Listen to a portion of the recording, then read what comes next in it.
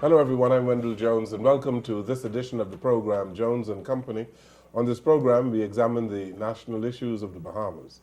And on our program today we are going to talk about a number of political issues in our country because the time is getting near for the political season in 2017 or before May of 2017 there would be general elections, and already the Free National Movement has named at least 9 or 10 of the candidates to contest seats in the upcoming general elections. And then the issues abound in the country, whether you're talking about the economy, crime, or whatever else.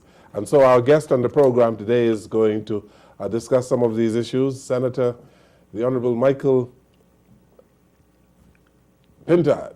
Michael Pintard, our guest on the program today, the chairman of the Free National Movement. He has been here before, and it's our delight to have him again. Senator Pintard, welcome to the program. Thank you for inviting me. I look forward to the discussion. Yes, you remember your Tuskegee alumna? Certainly. The Eneas family is royalty at Tuskegee. I was student body president and was reminded that the first Bahamian who was a student body president was an Eneas. Was it Dr. Cleveland Eneas? That is correct. Okay. And so, how come Godfrey didn't end up as president of the student body? Godfrey was president of the United Men's thing. Godfrey was obviously focused on academics, evidenced by the work he did when he came back home in agriculture as a director, I recall, many years ago, and now has played a role in the conceptualizing of BAMSI. Yes. Unfortunately, he turned it over to the politicians who have made a mess of it. I see. Godfrey, you had a son who also went to Tuskegee. We've had 3 generations. 3 generations of Eneases at Tuskegee. He knows Anku went there too. Oh, That's okay. right. And my son. Very good, very good. Senator Pintard, it's a beautiful season for you now because you have many issues that you are contending with. I see press releases coming from your office all the time. And so what would be the issue that most concern the F&M today? Well, the Free National Movement is focused on what affects the Bahamian population.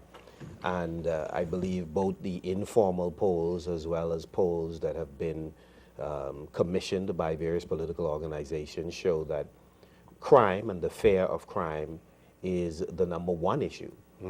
Some of those polls have also indicated that crime is not only the #1 issue, it is the #2 issue, meaning those who identified it as the second issue, that number was so large that it factored on that list in the #2 position as well.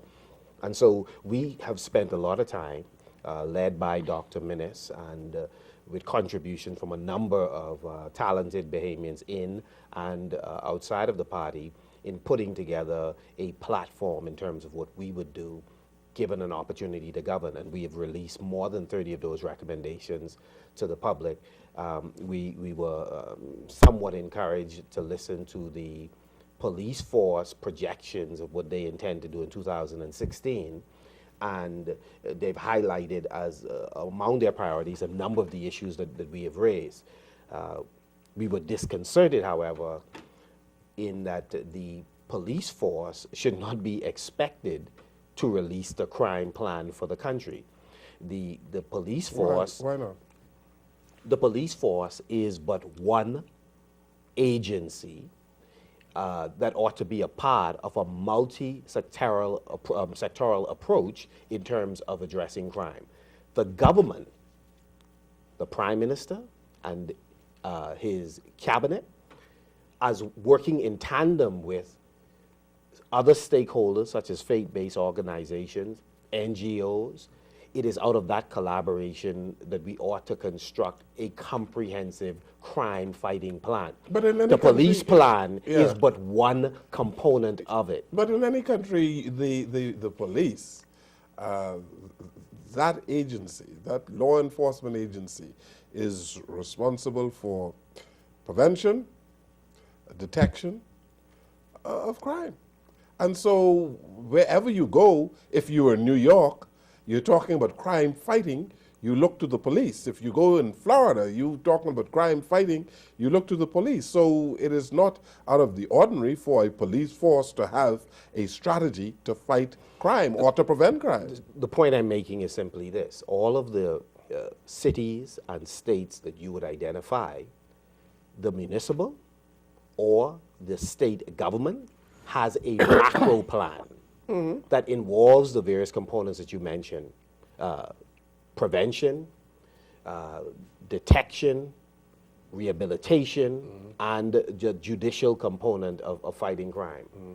The police force neither has the reach or the resources to address all dimensions of crime. But the government does. Hasn't Dr. Nottage released, and I saw him on television with a long speech in which he outlined the government's strategy on crime? I happen to have watched the speech on more than one occasion and was thoroughly disappointed in what was said by Dr. Nottage, who I believe historically has been one of the sharpest minds in the country. Unfortunately, today he is not the appropriate person for that particular portfolio, and his deputy would be infinitely worse had he stepped aside.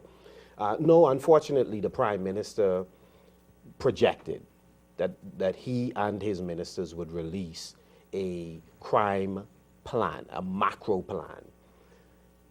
The Prime Minister failed to do so.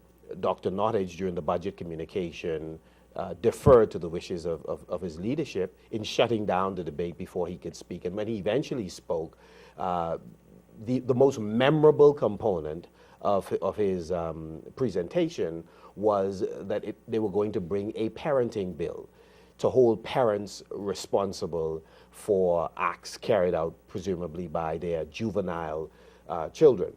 But in terms of a compendium of legislation they would introduce, a list of policies that they would introduce or tweak, programs that they would introduce, unfortunately that presentation did not have it.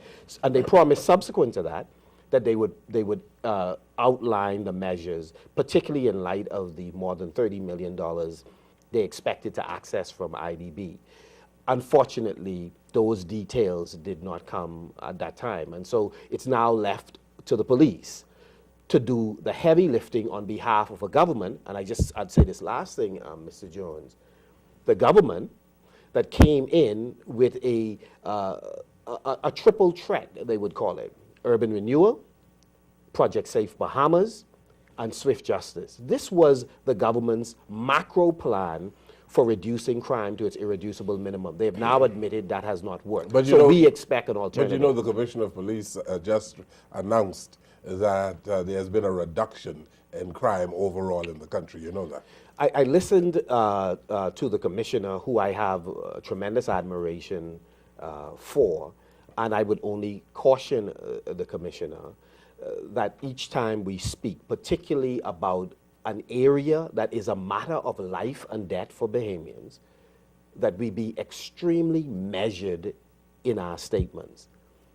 There is no basis, particularly if you would examine the statistics that they have released, which are to some extent at odds with some of our recollection of what has happened in 2015. But that aside, if you examine those statistics, on the face of it, there is very little reason for celebration. Okay. And so I do not expect that the leadership of the police force would in any way be celebratory.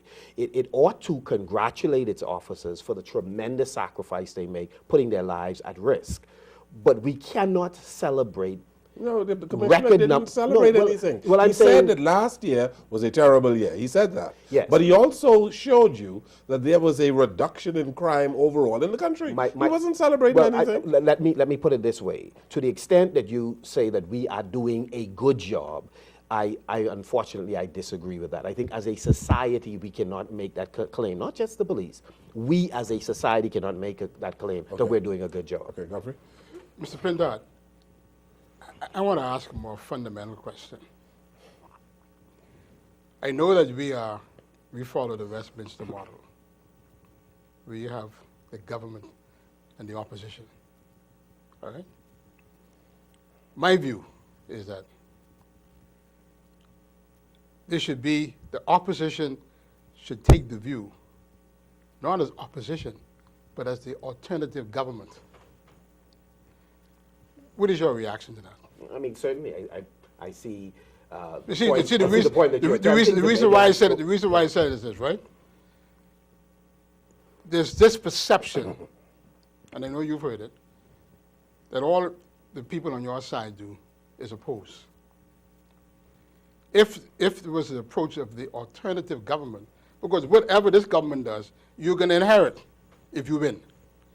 And so, from my thinking, if you had the approach of the alternative government, you would have strategies in place to offset what the government is doing. Well, Dr. Eneas, that's essentially what the Free National Movement is doing. And let me remind the public, the Minister of Education sought to include former ministers of education as a part of a committee to organize a 5-10-year plan for education. Her Majesty's loyal opposition immediately made available several of its past ministers of education in order to collaborate on this nation-building initiative. That is not the only time. Our leader has on more than one occasion reached out to the Prime Minister formally and informally to offer his team's assistance, particularly in the area of crime fighting. That's but two of several examples of where we have sought to be intimately involved with government initiatives to address issues that we recognize to be bigger than PLP, FNM, or any other political organization. But to me, there's one glaring example stands out where that was not the case. And that was a situation when I think the Prime Minister invited the leader of the opposition to discuss the Bahama debacle.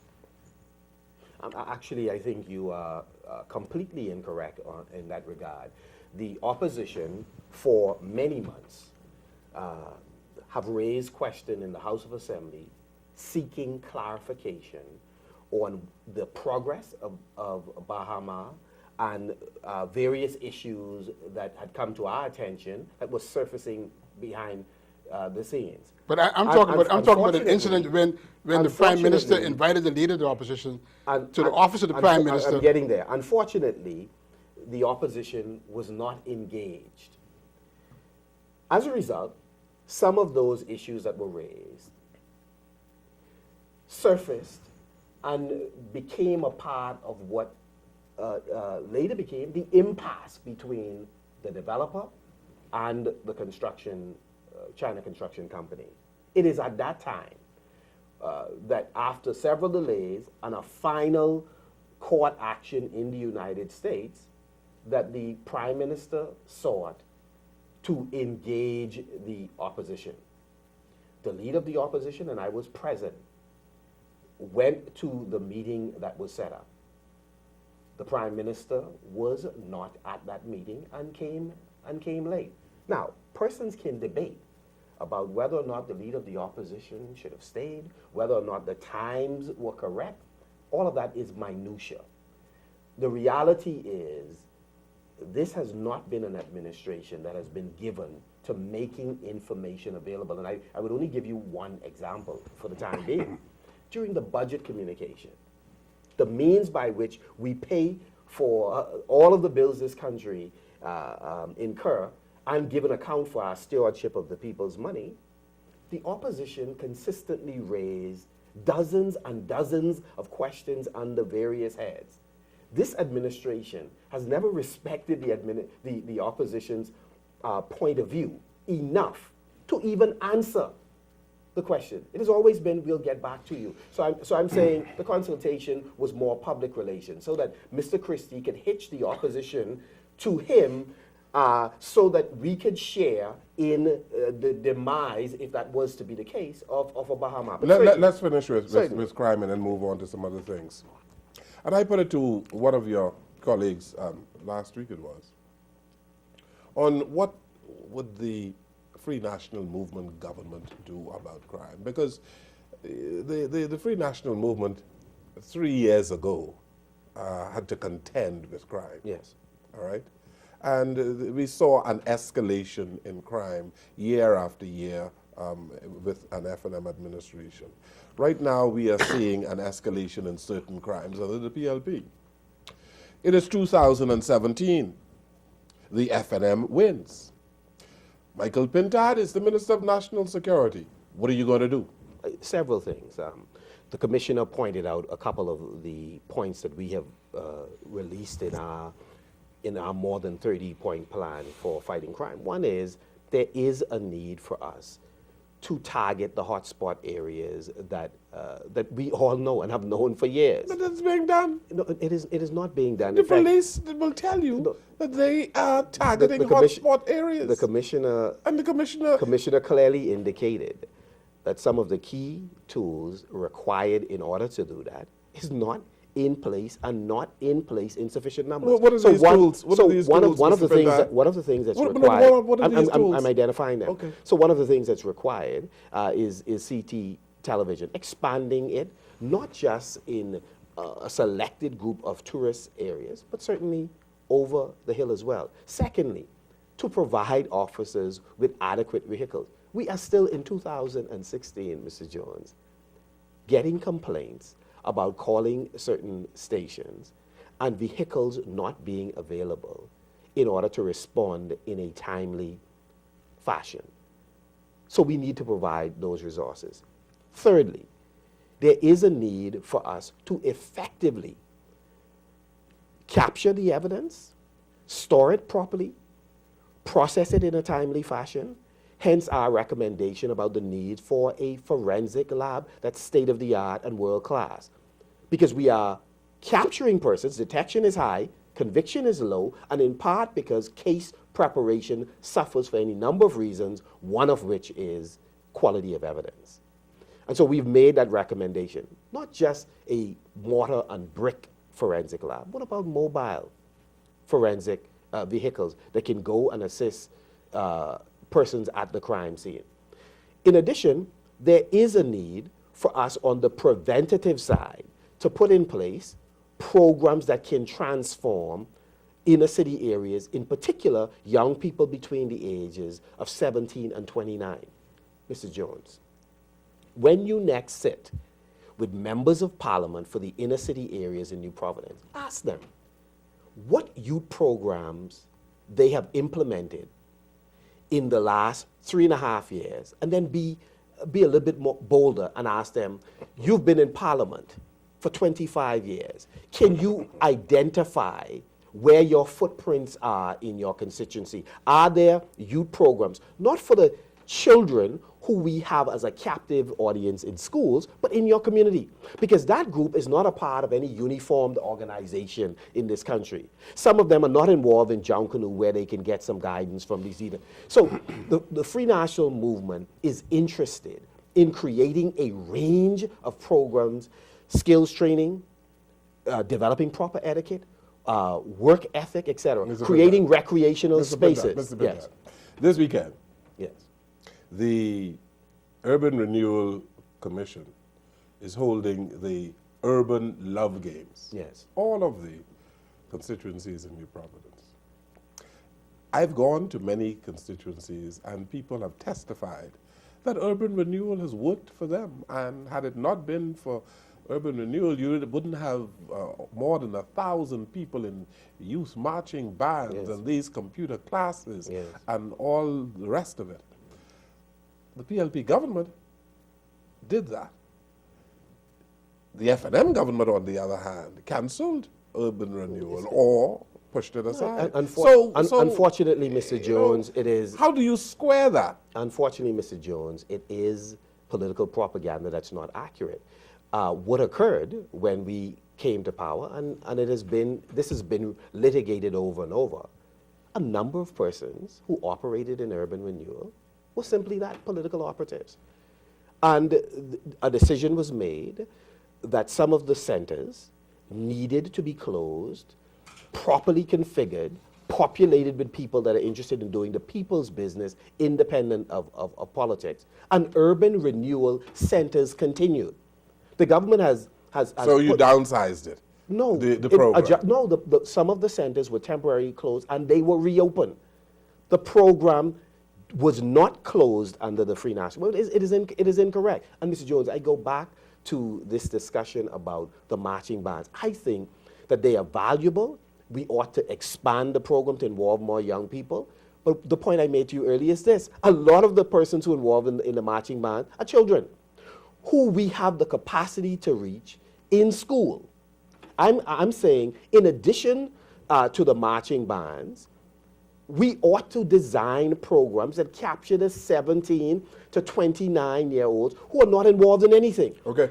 Godfrey Eneas has a question for you, but we have to take a break. This is Jones and Company. Senator Michael Pintard, our guest. We'll come right back.